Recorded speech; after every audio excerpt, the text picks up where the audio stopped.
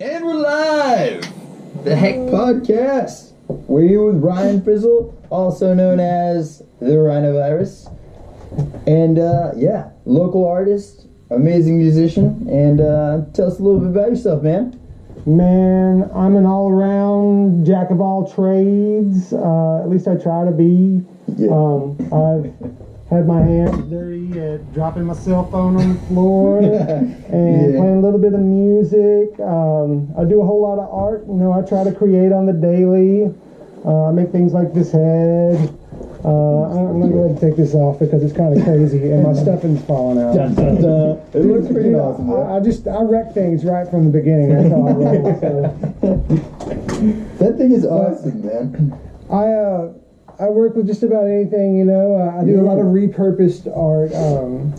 You know, our jam space where my band plays, we heat it up with little propane tanks. And then, you know, one day I noticed that all those propane tanks were stacking up in the trash can. And I'm like, dude, those are canvases, you know. So I started painting on those, and, you know, now my room is full of those. So if you guys know anybody that wants some art on a propane can, some propane art, propane association. I got a guy. You could draw some Hank Hill inspired art on I never thought about that. Dude. You can do the whole family, man. Just Hank and Bobby, freaking Boomhauer, everybody. I'm totally doing that. Boomhauer's like, he's one of my heroes. Like, totally, man. I know you guys can pick that up on my voice and everything. I'm from Bradford County, so.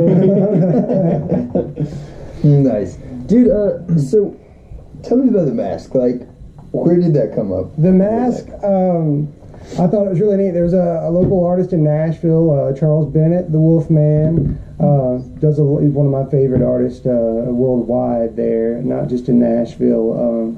But he did about 5 or 6 different heads that I saw at this art show once, and man, it just blew me away. You know, there was like a robot. It kind of had the Bender look to it, you know, it had the visor and like some exhaust pipes or something like that coming out of the back of it. Nice. I saw that. There's some like punk rock ones too with like mohawks and whatnot. Yeah. I saw those, man, and I was like, I was just inspired. I was like, I've got to make some of those and run around and just freak people out. Nice. So if you see a dude walking around the streets in Murfreesboro wearing that, it's all right. I'm just painting things. Nice. I see, like, dude, the pop-up art that you've got is freaking awesome, man. Are they stickers that you're sticking on stuff, or like what are they? I do a lot of street art there with stickers, posters, and whatnot. You know, I'll come up with different designs on Photoshop or different programs and software, and then I'll take those images and basically size them to fit.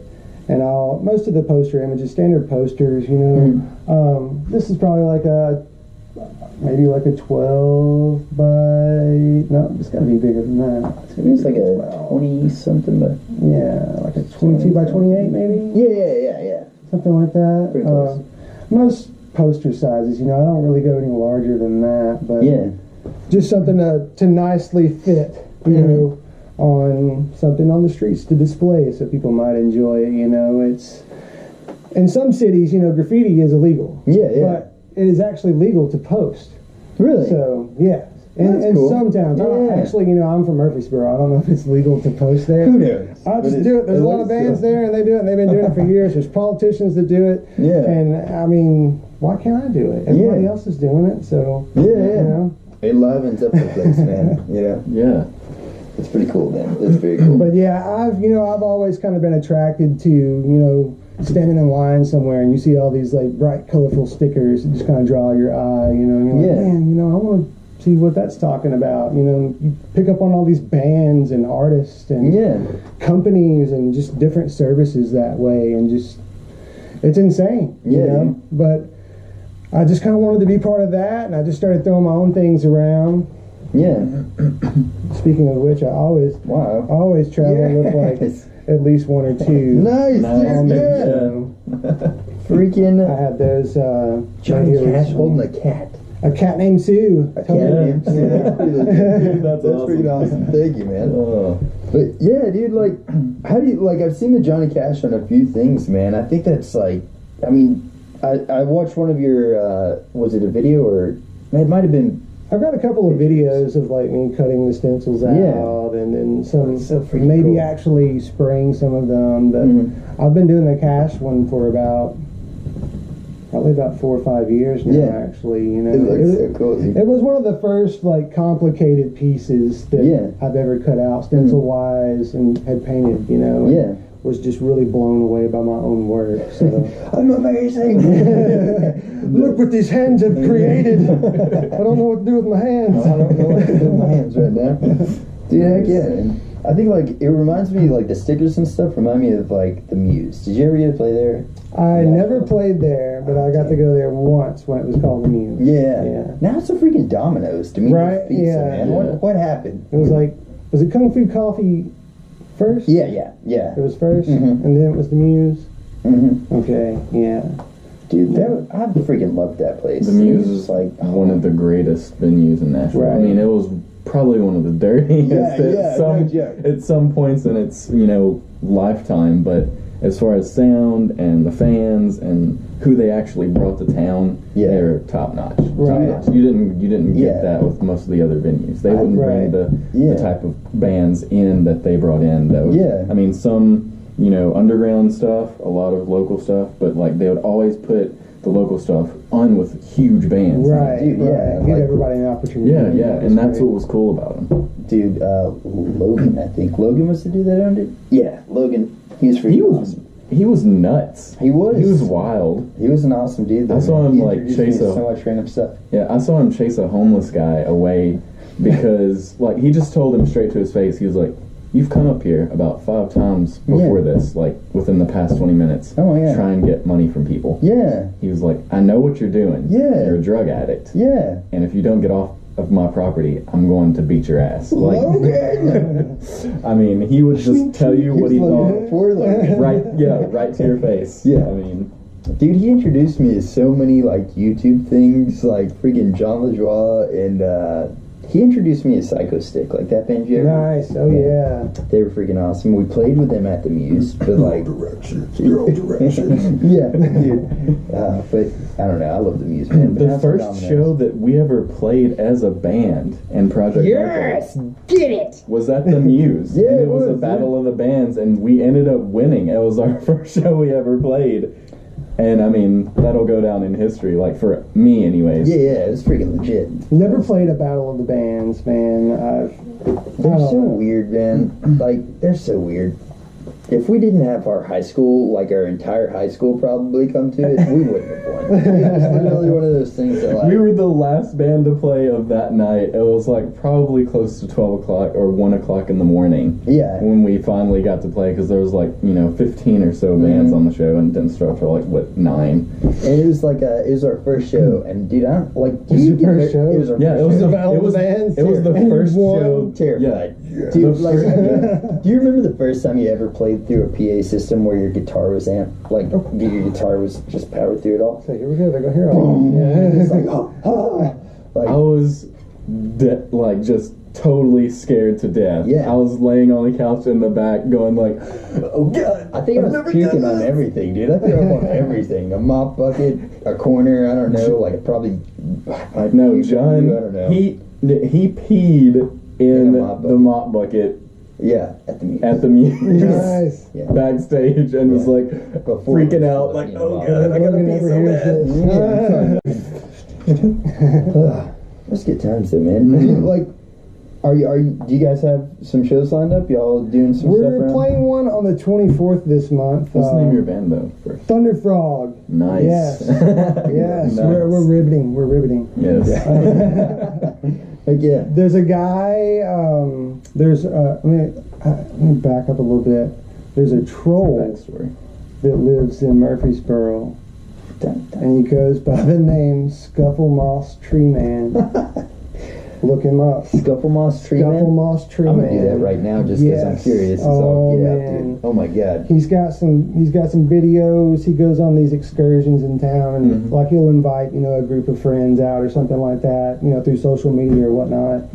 Everybody just rates this one location. Maybe this week we're going to get ice cream or something Oh, like nice. that. Yeah. So we'll rate an ice cream parlor, and then the next week it's like adult skate or something like that at the skate center. So we all go there and just scuffle with Scuffle Moss. It is one of the first things that pulls up. Is it this dude right here? That's Scuffle Moss. That's Scuffle Moss? He's a tree man. He's a straight up troll, and he lives in Murfreesboro. Yes. Wow. His name is trademarked, by the way, just to let y'all know. That's freaking legit, dude. This guy looks awesome. Scuffle Moss is having a big party. He's scuffling for shorties on March 24th. Nice, at dude. Autograph Rehearsal Studios. There's Dude, I've actually been there. That's a nice freaking place. Yeah, it's Autograph really Rehearsal cool. Studios. The guy, Greg Vance? I'm not sure who's running I it. can't remember his name. I think that might be. I may be wrong, but that place is awesome. Yeah, what they're doing for local music and everything. They've got great production there. Yeah, A couple of different rooms set up there in a big stage room. Yeah, This and is you can like actually That's him. you can actually like rent out spaces to practice there, which is incredible because a lot of local bands die from not having a place to practice. Yeah, Right. exactly. And they're giving them a chance to keep going. Yeah. To tell you how much like a practice space means to musicians, this room that we're in, this is what bought this house for me, dude. Literally. I bet. I walked in I'll be here- sold on this, dude. No joke. I walked in and like we looked at this house before, and then we ended up going and looking at a lot of other houses, and then we came back to this one, and I was like, the door was locked, so we didn't know what was in this building. I was like, I don't know what's in there, but I'm really curious. And they're like, well, let's see if we can get you a key. Never got me a key. Totally forgot about it. Well, like, a lot of offers that we put in other houses fell through because the market's ridiculous in Tennessee right now, and if you don't put an offer on it, like, then someone else will. Immediately. Yeah. So, we lost a couple other ones, and I was like, well, what about that first house we looked at? Never did see what was above that garage. And they were like, well, we can't get a key, blah, blah, blah, blah, blah. Don't tell whoever the previous owner was. I really don't even know their name, but I came up here, credit card, shanked it in there. I got in this room, dude, and I looked in, and I was like, dude, there was like linoleum floor with dog pee crusted all over it, white walls with freaking like just ladybug pee all over the place, all over the ceiling. There was like a broken ceiling fan over here, and that's all there was in the room. And I was like, we'll take it as soon as it happened, dude. I was like, I know we can make this happen. So, and then now, I mean, it still looks kind of janky, but we practice music here, dude. It's come a long way. Yeah. I haven't seen, but Yeah. I would imagine.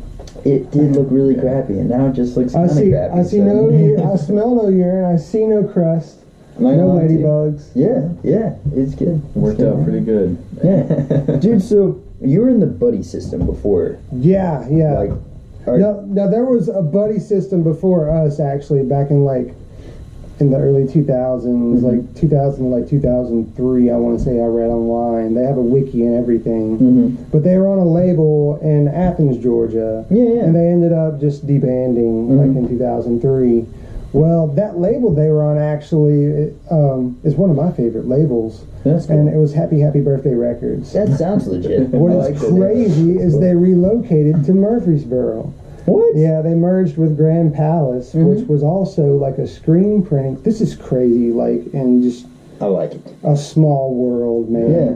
But Grand Palace, they did, it was a venue that was a record label that also did screen printing up front. Yeah. And whoever the screen printer was there, I'm not going to mention any names, but used to do a lot of street art in Murfreesboro. And that's kind of where I picked up, wanting to do stencils and whatnot. Yeah. Seeing those pieces around town. There's one or two that I know of that are still around there. But Grand Palace ended up, pretty much going more the art direction. They moved to Nashville. Now they do several t-shirts, posters, and everything for That's so cool, though, man. huge bands and artists worldwide. So Yeah. it's really cool to see them progress from Murfreesboro and still going strong. Yeah. Heck yeah. But a lot of that artwork, that's what got me going. Yeah. Doing stencils and whatnot. Yeah. So. Dude, you're doing are you done with this mural that you've got? It's where's it at? Mayday Brewery. Mayday. There you go. Mayday. Uh-oh. They've been good to me. Shout out to Mayday Brewery. Yeah. I'm going to have one right now if that's cool with you guys. I'm going to try this just because, I'll take it. Yeah. Ooh. Burrow Blonde, huh? Ozzy, Burrow Blondes, all around. Mayday has been exceptionally well to me. I've been showing there for about 4 or 5 years now, and man, the amount of people that I've come in contact with there, and just relationships that I've started there are just, I lost count a long time ago. That's awesome, it's been great. Yeah. Art has just really taken a different direction for me there, and they've been, cool enough to let me paint on a couple of walls there here recently. And I started the giant. It's like a 32-foot mural there. It's my first large piece. It looks massive, dude. And it's very intimidating, but now I only want large pieces. So that's really cool there, man. If you guys want a wall painted or anything like that, do let me know. Dude, yes. Heck yeah, that's awesome. But I probably got a couple more weeks there, and I'll have that one finished up. Just putting on a bunch of color right now, and then going back on top of it and covering up where I drew everything on with the pencil before, and Sharpie in some spots. But after that, I've got a couple more projects lined up on the square there, and kind of open for whatever then. Dude, nice. Yeah. So, like, about how long does it take to do something like that? Like a big piece, like the wall or the mural that you're working on? The first one that I did was in someone's bedroom, and it was just one wall, probably like maybe 12 to 15 feet, something like that. And working off and on for about maybe 2 or 3 hours at a time for about 2 weeks. I finally got that one finished up, I could have hit it hard in a day or two probably and finished it up, but that's cool, having to do it, in between jobs and everything like that, it's kind of hard. So is like the art just basically more of a hobby, or are you trying to make it into something more? Oh, I will quit my job. Yes, dude, yes. I will be doing art full time very soon. That is my goal. And when you can taste something, truly taste something, and you just know that, you have the wings to take flight, and, God just shoots a bolt of lightning to your brain, and it's just like, do this, it will happen.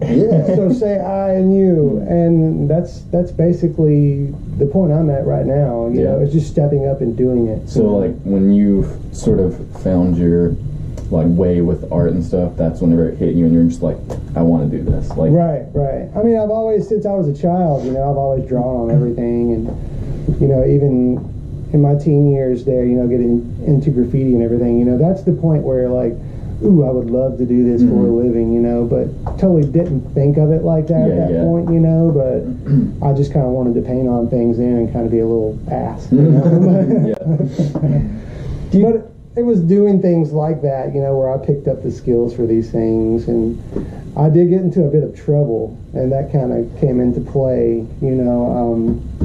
when I was about 16, 17, I was in juvenile hall because I got caught painting on things.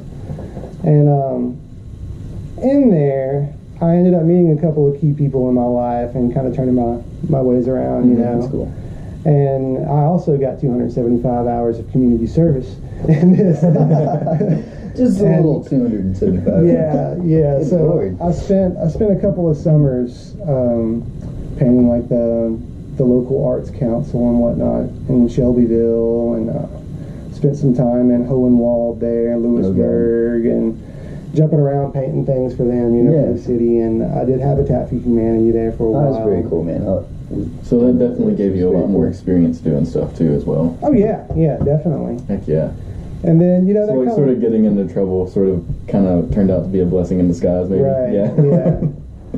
Man, honestly, just to do a 36-foot mural is a massive accomplishment, dude. So, I mean, you should seriously be patting yourself on the back. I could never even imagine doing something like that. I've got friends that do murals for a living, and, they're 36 foot would freaking intimidate the crap out of them, dude. So really? That's good. Wow. Yeah, no joke.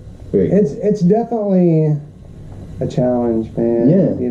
And where I'm at with my art, I want challenges, I want that next level art, and I want to learn, each step of the way. I progressed from walls to canvas, and then with canvas, you know, you figure out your limitations, and then you want to go larger and larger from that, you know. And I started working my way up to like going to like scrap yards and finding like big pieces of plywood and stuff like that, you know, just kind of practicing there, and under bridges, you know, Tennessee's got a lot of them. So, you know, I kind of learned there, picked up on things there, and just wanted to do that, you know, but be sanctioned. You know? Yeah, exactly. It sucks that it's like your passion and also what probably is becoming your profession is in some ways illegal to do that, like the graffiti and stuff. That sucks that it's illegal, man. I mean, it's not hurting anybody, and if anything, you're coloring up the area, you know. So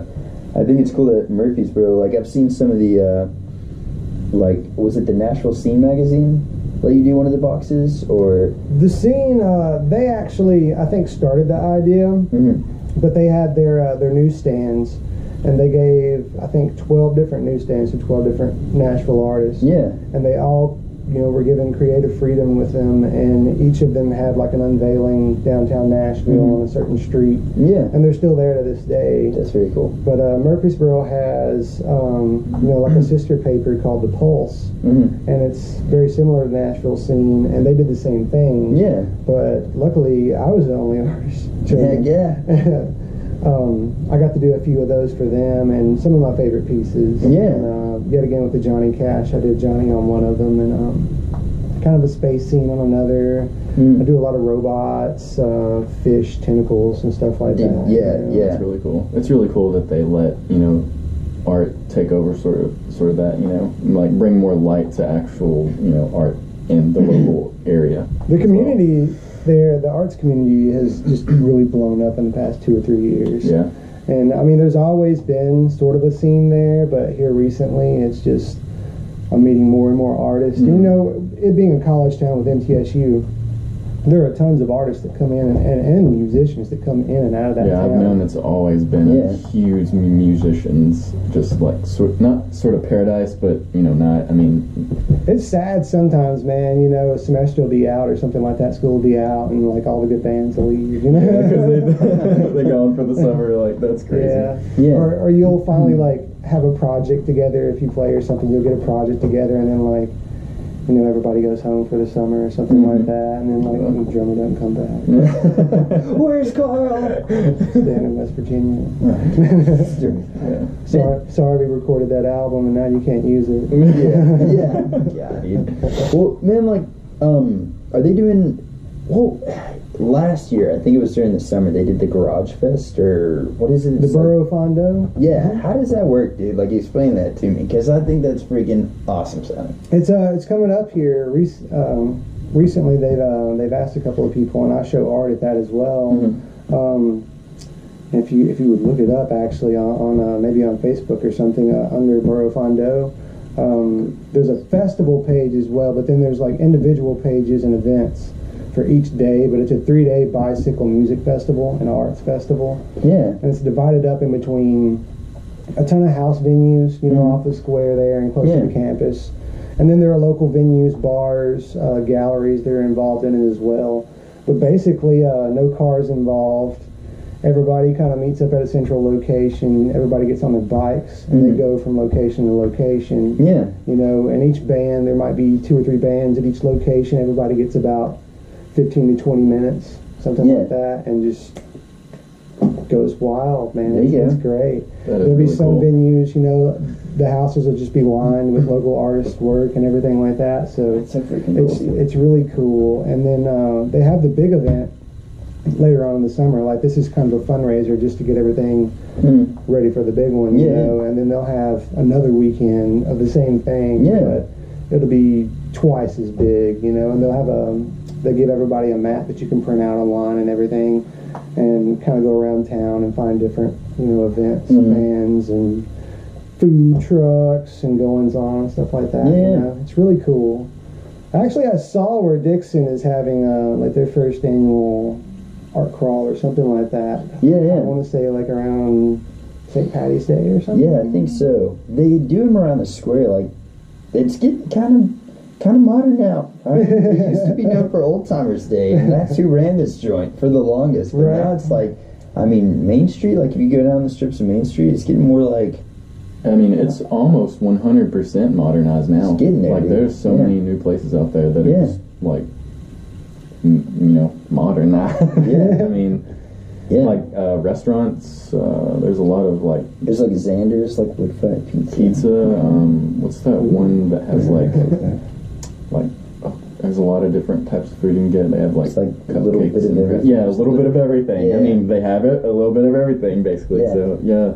You got, like, I don't know, man. Dixon's getting a lot more culture, too, and I think that's cool. But, dude, seriously, like, do you know when it is? Like, the Dixon one? I can try to get you on now. I want to say it was St. Patty's Day. I know that they were, like, the flyers that I saw did have, like, shamrocks all over and stuff like that. So I want to say it was, but it was something that I just kind of glanced at on social media and didn't really dive into, but I probably should have. Yeah. You know? Well, dude, you know what? Like, I know it's a long drive up here, but if you wanted to do it, I could see if I can. Definitely, man. I am always into growing my art anywhere that I can. You know, it's what I do. It's what I want to do. It's my passion. So, I mean, music will always be there, but art is just, you know, like I said, I create every day. You know, whether I'm sketching or something like that, I'm always making something, or ideas are flowing at least, you know. Yeah, I think that's awesome. Shout out to Mayday Brewery. This beer is good. Yeah, man. Like, seriously. The Ozman cometh. Yeah. Is that who makes it? Like, I mean, where's it made at? Is it made there? They have is this in Murfreesboro? Right? Mm-hmm. Nice. They have a brewery off of Park Avenue there. It's kind of close to the downtown area. It's in an old banquet hall, and they split it down the middle. And on one side is Mayday Brewery, and on the other side is Experience Community Church. Nice. That's awesome. Yeah. You got your communion all in one. Nice. I was just like, you know what? Finally, they got something right. You know, like, have a good time. Yeah. Praise the Lord. Field days of like the Praise the Lord. These today is like Old Baptist church, where they're like, now it's not real wine, it's grape. What? I mean, if you think about it, like, a lot of people don't think about this, and this is kind of getting a little religious-y on people, but the first miracle in the Bible that Jesus did was turn water into wine, and people don't really read into that. They're just like, oh, he turned water into wine. But it was a wedding celebration that was going on. And the reason that they were out of wine is because everybody drank it all. Yeah, dude. So he just said, "Party on!" Like, that's exactly what they don't like to show you that aspect of it because they, frown upon it. But he made more wine because they drank it all to continue the party. Basically, got to keep it going, dude. So give it up to Jesus for keeping the party rolling. Cheers, Jesus. Cheers, JC. Yeah, dude. So, sorry, man. Are you like?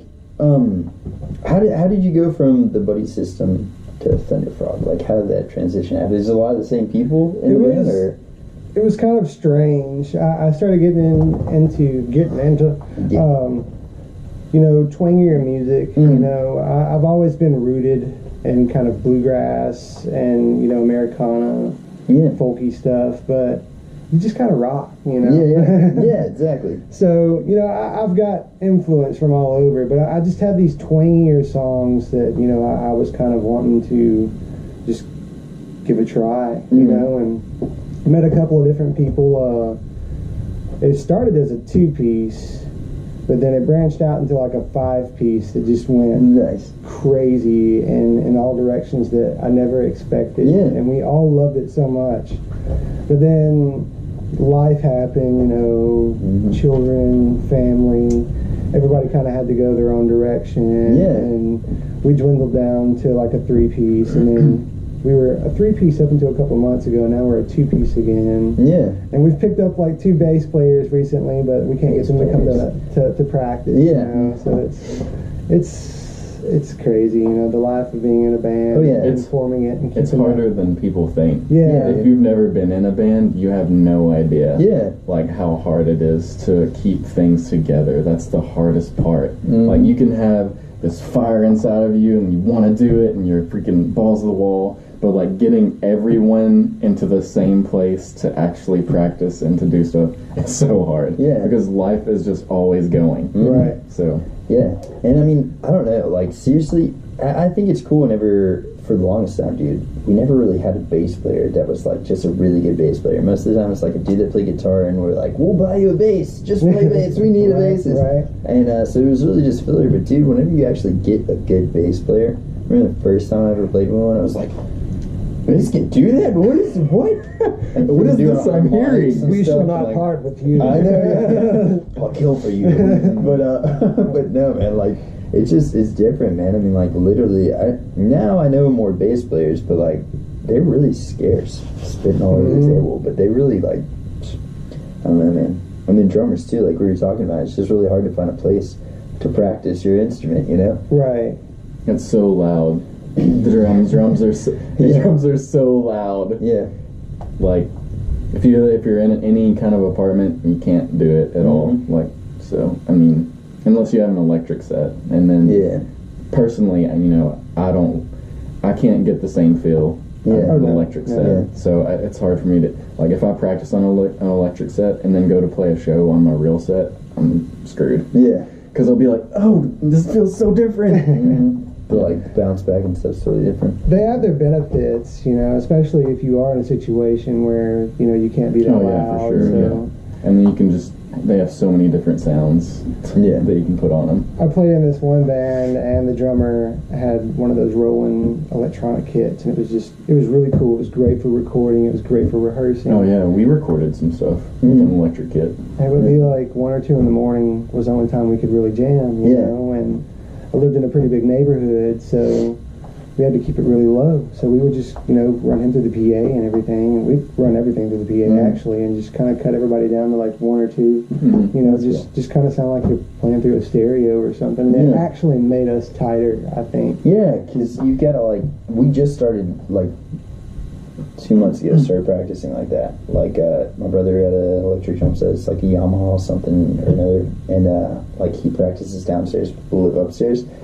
And, dude, it's so weird. Like, my singing has gotten a little bit better, I feel like, just because, like, he's practicing through, like, we've got a electric drum set amp or whatever. Yeah. And, it's like a little mini PA, I guess is what it is, but it's just, like, one little, like, a 15-inch, cab. And then I've got just a little, like, my combo amp. And so it's, like, so much quieter than playing, like, even just trying to keep up with drums. It's so quiet. And so, like, I'm, like, over there, I'm, like, I can hear myself without an amp. It's like, I don't know, it's so weird, man, but it tightens you up, though, yeah. Then you go back to playing on a kit or something like that with a drummer, and it's just like, can you kick softer? Yeah. Oh, wow, man. I can't hear myself. Am I hitting the sharp? Yeah. I will never say those words. Yeah. Beat the hell out of them. Yeah. Heck yeah. Yeah. Dude, we, like, whenever I first moved to Dixon, we were living in an apartment complex. I don't know if, like, you ever came over to, Brookview. Yeah, you did. Yeah. We almost ran off the hill and just killed ourselves. Yeah. There's so many memories of that. We almost killed ourselves that night, yeah. Dude, that was the first time we met you. Yes! That was the same show. Night. That's what, really? Like, we played a show with y'all. Yeah, Bradbury. Bradbury, it was at the Borough. Yes. Yeah. And we had a bass player, and he was only like 19. And we I remember that. Yeah. And they wouldn't let us play. Yeah, I remember that. Me, John, and his brother Nick, dude, we packed his Ford Taurus to the brim. Yes. With our gear. Like, I had my whole drum set. I had my entire drum set, both of their amps, all the guitars, everything you can think of was in that car. Me, John, and Nick were in the front seats. Dude. My head was like this because I was in the middle, and the rearview mirror was like right here in front of my face, and all the way to Murfreesboro. And I'm pretty sure this was before 840 was going. Yeah. And totally, we drove all the way up there. That was freaking hilarious. Like however long it was, and we got there. Rock and roll. Yeah, we got there, and the lady was like, "Oh, we can't let you play." Mm-hmm. And we were like, we told her the whole freaking story, and she was like, honestly, if something wouldn't have happened, you know, a couple weeks back, we would have let you do it, but we just can't afford another mishap. Yeah. Because, like, some band had came with, like, a bunch of their friends, and they were underage, and they were, like, drinking and stuff, so they got in trouble. and they wouldn't let us play. So we drove back. It's the longest night ever. We did something halfway crying. But, dude. Yeah, because we couldn't play. Dude, we didn't end up getting home until the sun came up. I don't remember why we were out that late, but I just remember the sun coming up. Or it was really early. Yeah, it was something like that. And we were just sitting there. I was like, so tired. He was driving his car real slow. Just gonna keep driving and not stop. There's like a bump that we went over. It was like a Thelma and Louise situation. We were just going. We were like, let's just don't stop. Just never stop. And then die. No. But funny story. It was about a year later. Yeah. We ended up playing at the Borough with. Were you guys? Yeah. And the Dapper Dan Man Band. Yeah. Dude. Which they were phenomenal, by the way. And we ended up, a year later, we had the anniversary of the show. We didn't play, but we finally got to play. Man. So. Man, the Dapper Dan Man Band. What happened to those dudes? Are they still doing anything? Right. No, they were freaking awesome. That freaking fiddle player. Just all, and his voice. Dude, so good. That was a great project. So good. They still have their, you can pick up their EP, I believe, online for free on like their SoundCloud or something. It was like a combination of Modest Mouse and like Tom Waits. Yeah, Tom Waits, dude. Really great stuff.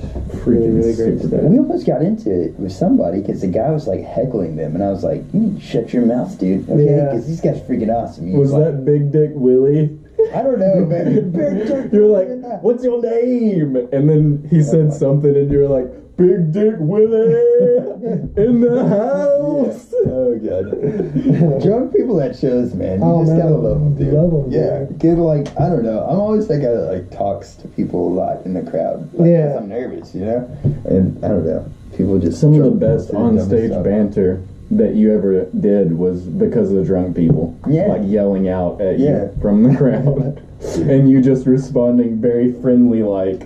It took me a while to like, where I could be the type of front person where I could communicate with the crowd like that. Like I would every now and then, but it was like I'm a very like into my playing player. Like my head's always down. I don't really face the crowd unless I'm talking to them or addressing them in between songs, you know.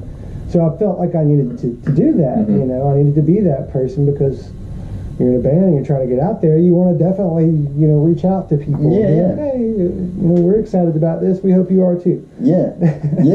So like, I'm trying to talk to the crowd and communicate and everything. And it was just, I tell a lot of bad dad jokes, and I love that though, man. And Thunder Frog, man, it's all frog jokes. It's all really bad. All amphibious jokes. Yes, all bad internet frog jokes. So bad. But now I'm definitely able to cut up with the crowd. Just get up there and have fun. Quit, being stuck up and pinned up and trying to do something and put on some phenomenal show.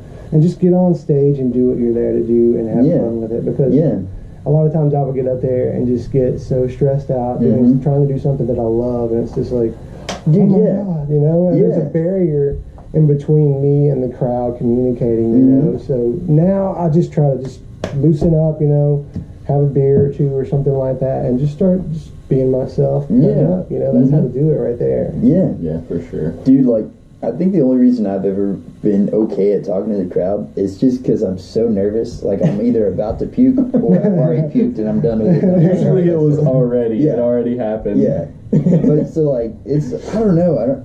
But I feel like there's so many random times I've had with people, like, I'll talk to the crowd and then they have no clue what I'm saying because I've got such a stupid voice. And they're like, oh, I don't know what this dude's talking about.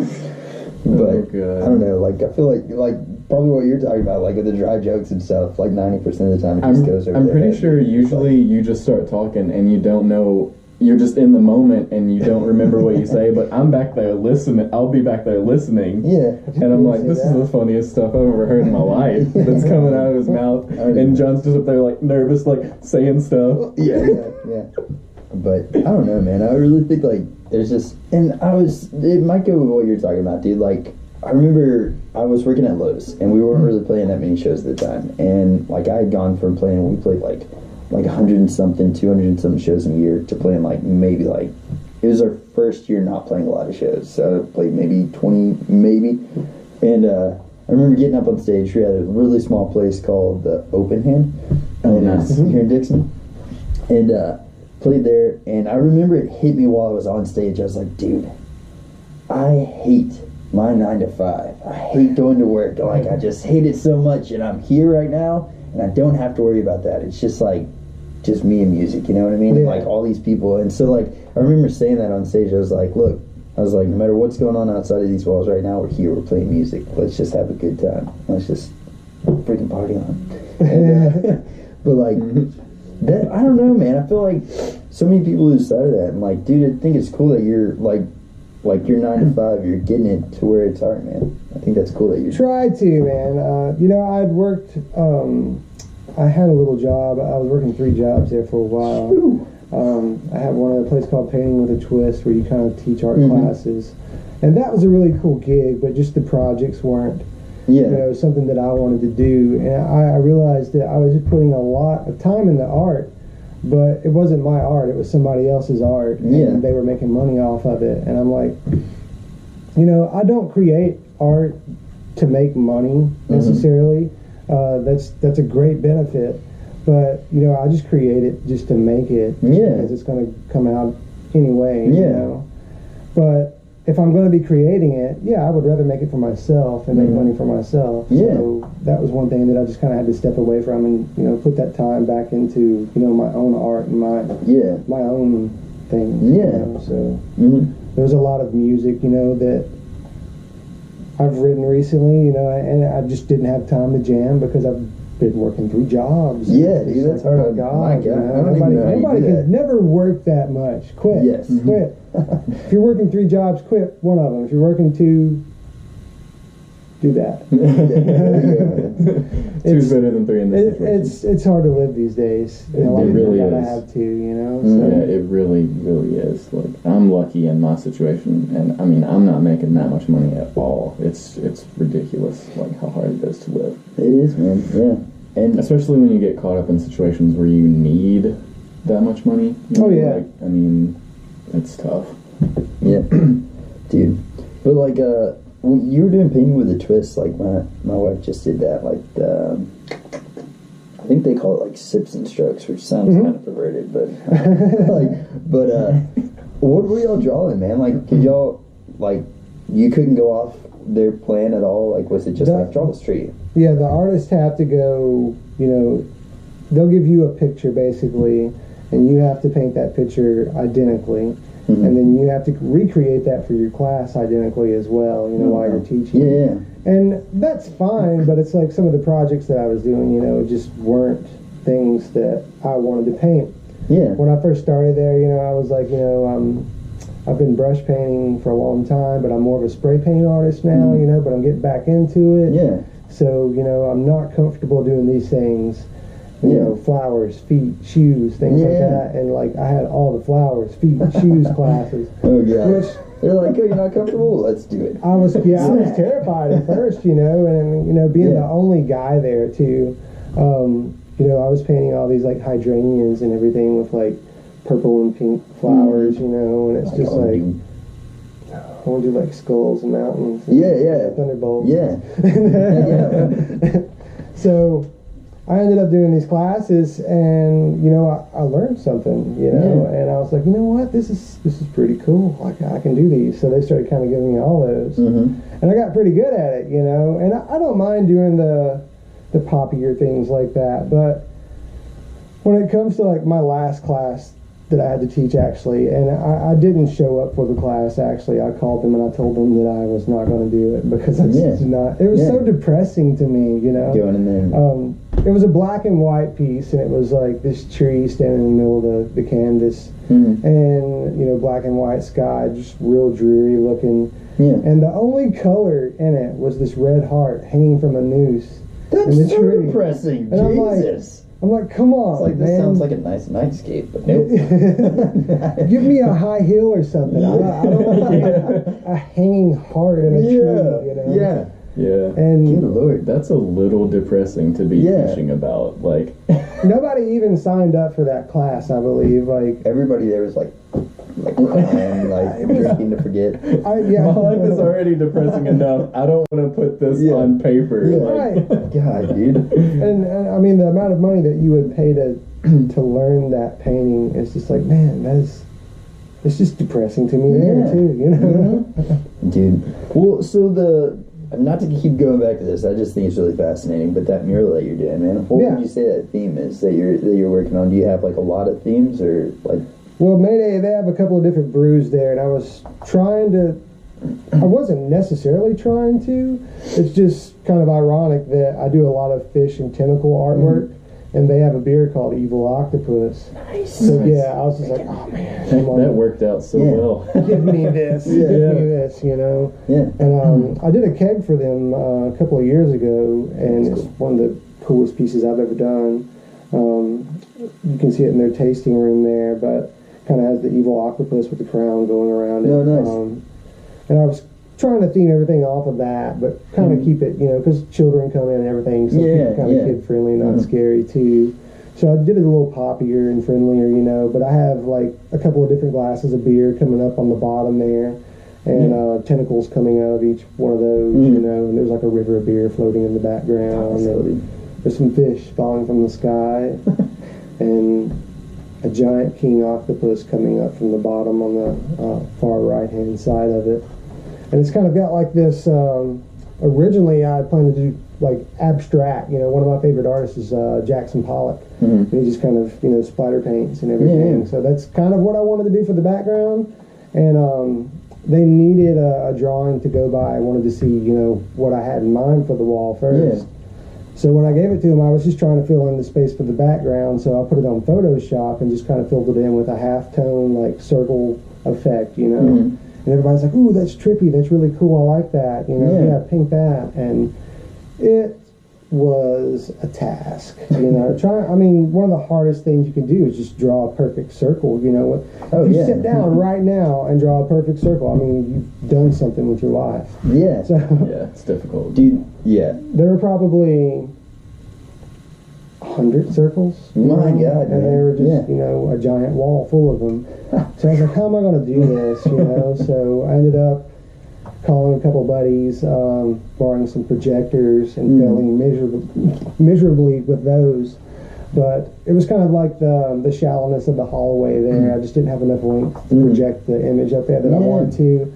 And then you could put it off to the side, but it was skewed on the wall, so it wouldn't turn out right. So we just ended up doing it the old-fashioned way, and we drilled a hole in the center of the wall, and then tied a string to it, and just started going in circles like that. Yeah, that's a really good idea.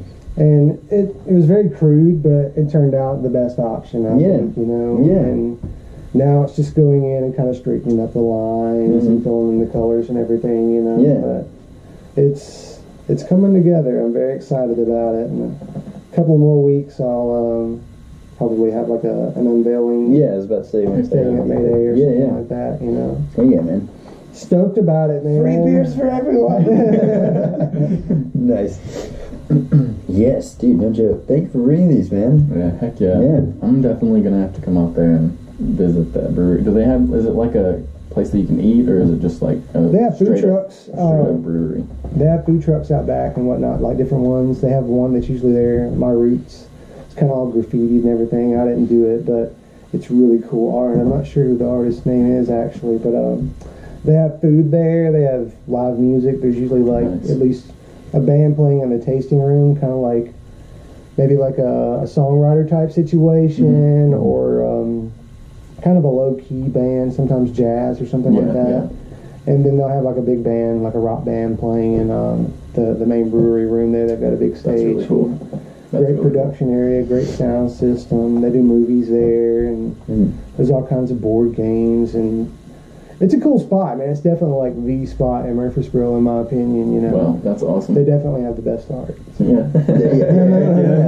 Inside story, dude. But I don't know, man. I think it's so cool how much of an art scene that Murfreesboro has, and like, would you equate that to like, do you get much with like the city hall, or do you know many of the people there, or is it just like literally the community, like the Mayday and?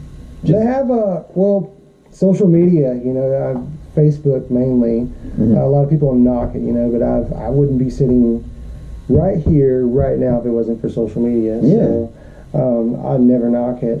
It's definitely opened a lot of doors for me. But I had an exhibit at City Hall in Murfreesboro. Oh, that's cool, about 2 years ago. And I got to meet a couple of people up there. And one of them happens to be an art teacher at a local elementary school there. And she's asked me to come April 17th. I'll be at Hopgood Elementary in Murfreesboro, talking to the kids, kind of showing them, the process and everything, displaying some art, talking to them about, what kind of art they might make and everything. I did an art night at my elementary school a couple of weeks ago. That's cool. Dude, it was insane going back and walking those halls. Yeah. I walked in the door and it was just like, oh my God. I'm so much taller. Yeah, you're still so much bigger than you were. Like, everything looks so small now. Yeah, that's crazy. I'm like, oh my God, there's that water fountain where I used to drink from, where that one kid fell down and hit his head, had convulsions. I totally forgot about that. Yeah, I didn't. Oh my God, he's serious? I didn't know. He might have been taken up from the water cooler. We don't know. God. But as soon as I saw that water cooler, that's the first memory that I had. I was like, oh my God, I forgot about that. Yeah. I wonder where that guy's at these days. I hope he's all right. Yeah. Dude, I think, was it me and you that were talking about this? We grew up before this social media, so kids that are in elementary school now can keep up with people. And we were like, dude, we were talking about how there's our generation, which comes from the older, where we grew up without an internet and without social media and stuff, and then there's the younger, a little bit younger generation who grew up with social media, so they're all about it. They very what's the word, just very good with it, with their profiles and bios and all that stuff, and putting pictures, documenting their entire life with social media. And we are we live it, we live the life, not so much document it. And wait, we were talking about how both of us have first grade. I was trying to explain to my girlfriend how it's different for us, documenting our lives and all this. And I was like, back when I was in school, I had a best friend named Jimmy. And he left, and we hugged and cried, and his mom came and picked him up from the school, and I never saw him again my entire life. I don't know where he is. I don't know what happened to him. He's gone. Jimmy, if you're watching this, Chris is still wondering where you're at. Where did you go? And then I was like, he wants his hug. Yeah, and I was like a friend named Noah, and he left, and I was like, he was my best friend. Me and him got into fights with everybody in first grade. Yeah. Beat up every first grader. Yeah. And then he left, and I was like, now it's just me versus you guys. I had a Justin. Where you at, man? Justin, Noah, and freaking Jimmy. They're all hanging out right now. They probably are. In a room on the other side of the world, drinking beer, podcasting, talking about what happened to those guys. Yeah, whatever happened to Chris and Ryan. But yeah, it's nuts, to think about that stuff. I mean, the scene in my brain from that situation is just so vivid. I remember his mom just picking him up. We hugged. I was crying. It's like a movie. And we will never know where they are. Because I don't know Noah's last name. Yeah, and then the generation before us that grew up with that, if somebody moved, you'll know the next day where they're at on Facebook. Right, exactly. I mean, it's wild. They checked in. Yeah. Dude, yeah, I don't know. It's just so different, man. But I think, honestly, we were talking about this the other day, iPhones. Look at an iPhone X. And I'm like, yeah, I'm so technologically savvy, and I'm freaking ahead of the curve. But dude, I've got, 6 and 7 year old daughter, and they're going to look back at an iPhone X and be like, oh, what is this? Unless something crazy happens and all the technology just blows up somehow, they're going to look at it like it's a freaking Atari. We look at Atari and they're like, oh, Atari. Yeah, PS4, bro. But they're just going to look at that and be like, what? You played games on this? You took pictures with this thing? Or yeah. Dude, funny story about Ataris. My granny used to play the hell out of Pac-Man on Atari. Oh yeah. She had the little joystick and right on the Atari.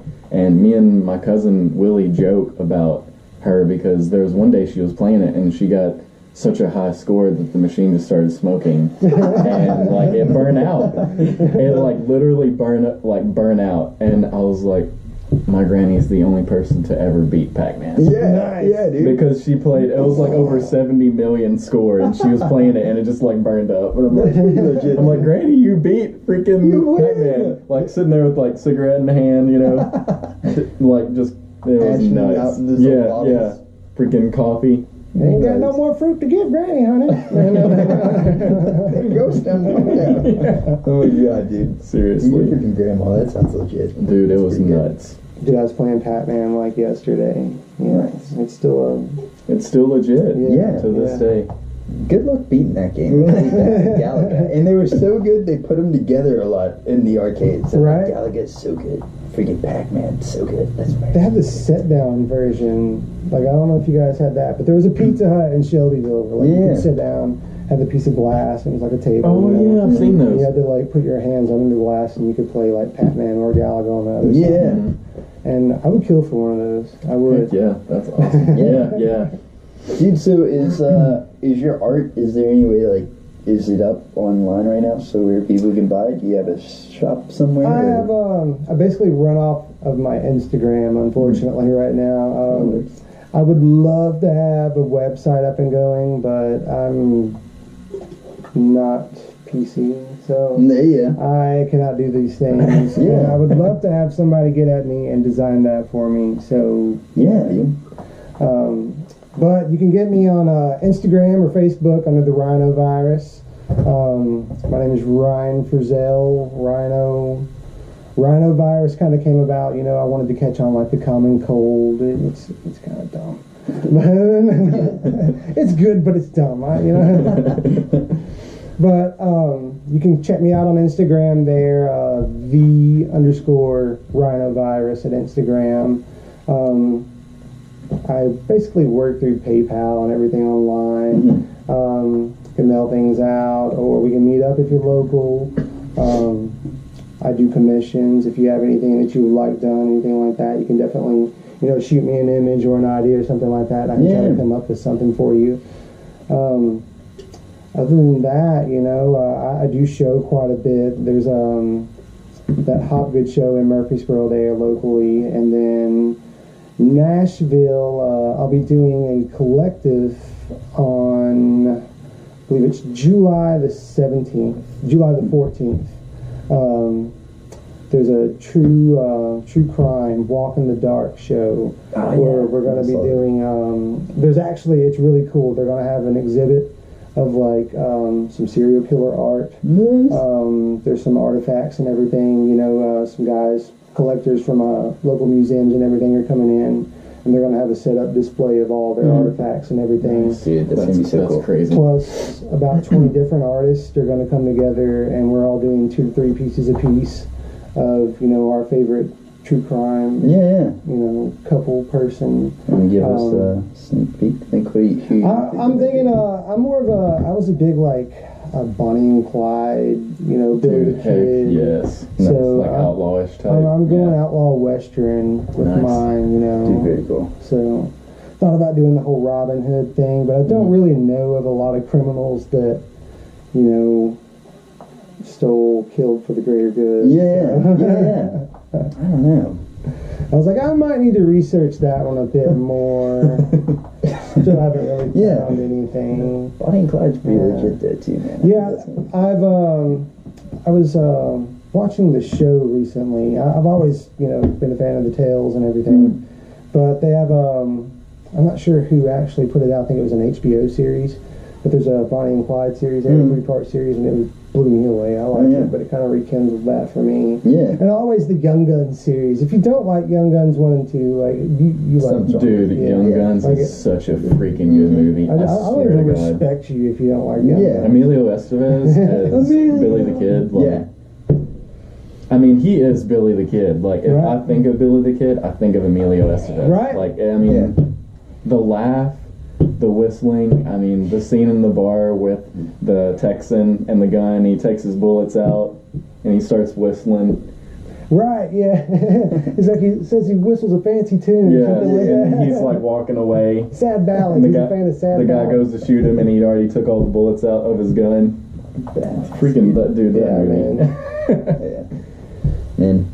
Well, there it is, dude. So awesome. You're on Instagram, you're on the social media. We'll link medias. that Instagram, by the way. Yeah. We'll link it on our Instagram. Ooh. And actually Heck yeah. on YouTube. We'll link it all. Everything will be linked together.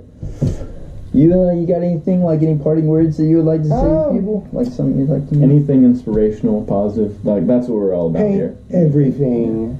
Yes. Paint, just anything your heart desires, whether it's music, art, what have you, whatever your vice is, get out there and do it and go hard in it. Yeah. Yeah. That's I like that, dude. That's mine. Heck yeah. Go hard. Yeah, exactly. I mean, so many people live their lives and they maybe feel bad about their life because they're not doing something that they want to do, but they don't actually try to do it. Right. Like, that's the thing. Like, nobody tries anymore. Dude, it really hit me. Like, there was a video online. It was Jim Carrey. I'm a big Jim Carrey fan. He's like my favorite actor. Yes. I love his sense of humor. But there was a video where, like, he was speaking at someone's graduation or something like that. And he was talking about his father, struggling his whole life trying to get his family to some point. And it was just like, you can struggle your whole life doing, working a job, in a factory or as a doctor or, whatever. You can work some crap job and struggle your whole life and be afraid. Or... Because his dad had gotten laid off. That's what happened. Right. His dad had tried so hard to support his family for a long time, and he put all of his heart into this job, and then they laid him off. Right. No matter how hard you try, I mean, or you could if you're gonna fail, you might as well fail doing something that you love instead of doing something that you hate. So I'm like, you know what? My goal is to quit my job and to do what I love. And if I can't make it doing that, then screw it. What's life all about? Yeah, exactly. There's we've got a thing from Olin Rogers. He's like a dude from Nashville, and it says, there will be people who say you can't make a living out of something you love to do, but are you really living not doing it? So I think that's exactly. Yeah. Shout out to Olin Rogers. He's doing some awesome stuff right now. Yeah. What is that show? Final Space. I mean, coming from small YouTube videos to being on Conan O'Brien. Nice. The Conan O'Brien show. I mean, dude, shout out to Olin Rogers. Shout out. Dude, I went from painting the floor of my bedroom to right here. Yeah. The table of Heck Media. So. Yes. It can happen to you. Yes. Heck yes, it can. Well, brother, I'm stoked to see everything you've got coming up. Fellas. Yes. Fellas. Get it. Fellas. All right.